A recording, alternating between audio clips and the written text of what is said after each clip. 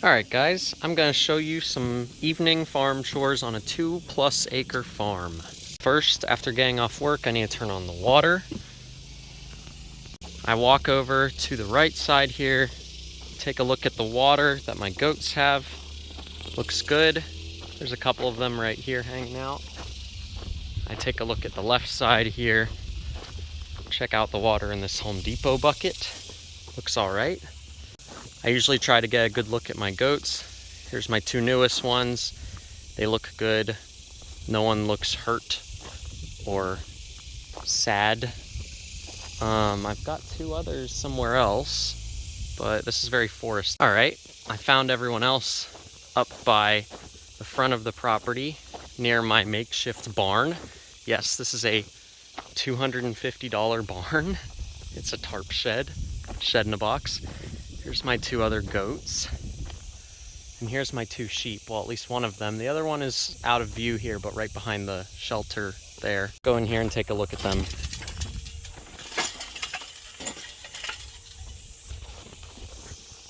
So here's our young man, Jerome. He's just eating.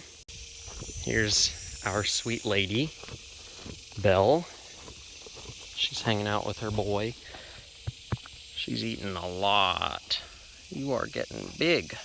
And then over here into the forest where I store some crap, here's two sheep. Dorpers. 1, 2, that's the male. It's the female. They're not super friendly, so if I tried to pet them, they would just get out of the way, basically. So all the four-legged creatures are looking good. What about all of the birds? I'm gonna leave this area where my four-legged creatures are. Say hi to the dog. Dog. On the other side of the property, we have all the birds.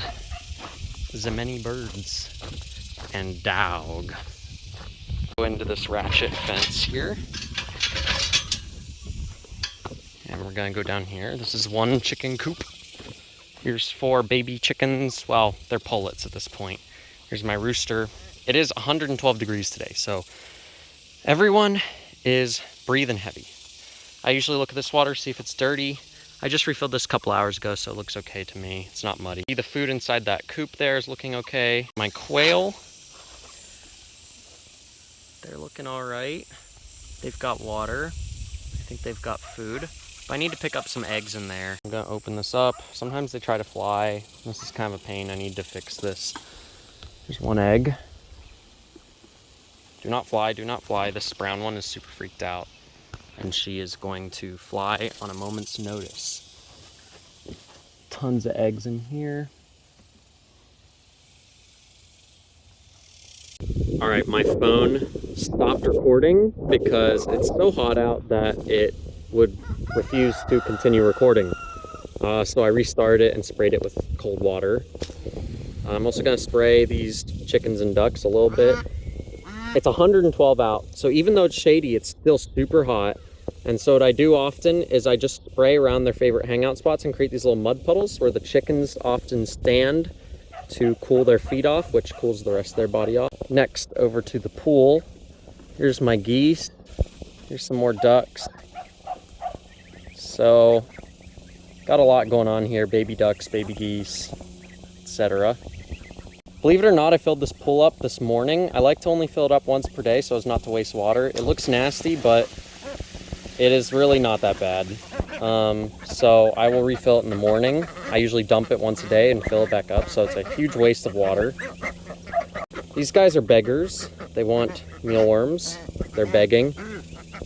I've tried using, in past times, I've used pool filters to try to maintain the water in a duck pool for longer, and the pool filters are impossible to keep clean. Just that much gunk that happens when you've got this many ducks. I've had bigger pools in the past that I've gotten rid of that had those filters. So next up, I hang up my trusty weapon, and I'm gonna look at the food and water situation over here. So this is getting a bit low, but there's still enough left here for everyone. I'll refill it probably in the morning. The water out of this waterer is good. Everyone's angry and scared. So that's kind of the evening chores. Check everyone's water. It's super hot this evening. So like I said, I usually spray the chickens a bit, even though they hate it. But it's better than dying of heat stroke. So for example, I'll spray them here. This rooster hates it, but he is literally so hot right now. These guys like getting sprayed a little bit, keep them cool. I promise they like it, or even if they don't like it, it's good for them. Mr. Chicken will not get away from the wet. These guys too.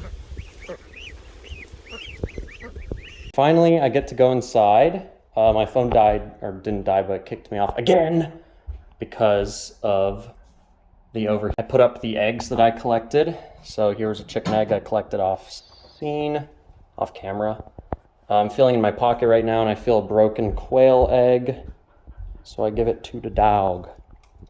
The eggs, they're hard to put in here with one hand, but there you go. That's that. One more thing I like to check twice a day is my incubator, 99.5, 50% humidity. Got days left to hatch, 17. These quail eggs were just put in a couple days ago, 25 of them. Should hopefully have a grand amount of quail very soon. And that's it. That's some evening chores. Thanks for hanging out. I also wanted to show you all what I do at dusk. So it's about 8:45 right now. All of these guys are still out, but in about 15 minutes I'll be putting them away. So what I do is I put the geese and all of these duck creatures into this metal shed right here. It's like 20 freaking animals in there. I often don't want to go in. I have to herd them manually. Ducks and geese won't roost on their own like 90% of the time. The chickens will all make their way into this coop over here on their own. You can see they're kind of already making their way over there. I've got 4 other chickens that are... oh, I actually see them standing in the coop in there. You probably can't see it because it's too dark, but 4 other chickens are already in there for the night. And then the quail, I don't do anything because they're in a cage 24/7. As for the goats and sheep, they usually make their way over here in the evening, and then they kind of congregate here and sleep. I've also started feeding them a little bit of grain, maybe just like a couple handfuls, into some makeshift feeders here. And I start saying a couple words like goat, goat, goat to kind of like get them used to a call. So one day in the future, if I need to call them out from somewhere, then I can use that tactic to bring them out because they associate it with getting grain, which goats and sheep just like die for grain. Obviously, that's not their main diet. They spend 99% of the day out here in the green eating all this. And then at night, I just give them a little treat. So I started doing that recently. I spilled a little bit down here and the sheep are going for it. They end up fighting for some of this stuff, so I need to make some actual feeding troughs so that everyone has their chance. But yeah, I don't put the goats or sheep anywhere at night. I don't think we have any like coyote, wolf, stray dog, predator issues. I mean, I've built a fence around the property, so stray neighbor dogs probably aren't going to be an issue. I've never seen a coyote out here, and obviously wolves, I don't even know if those exist out here. But the goats will usually sleep on the tables at night, and the sheep will just kind of like hang out near them on the ground like poor little guys. You can see the ducks are kind of hanging out. They know it's almost time to go to bed.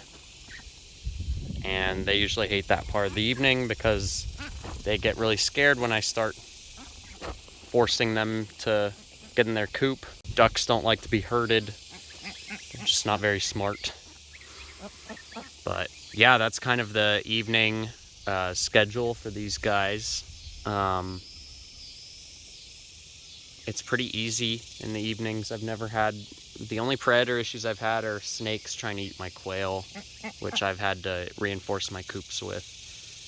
but I imagine any smaller predators will get warded away by these geese, and then in the future I'm planning on maybe getting emus or guardian dogs.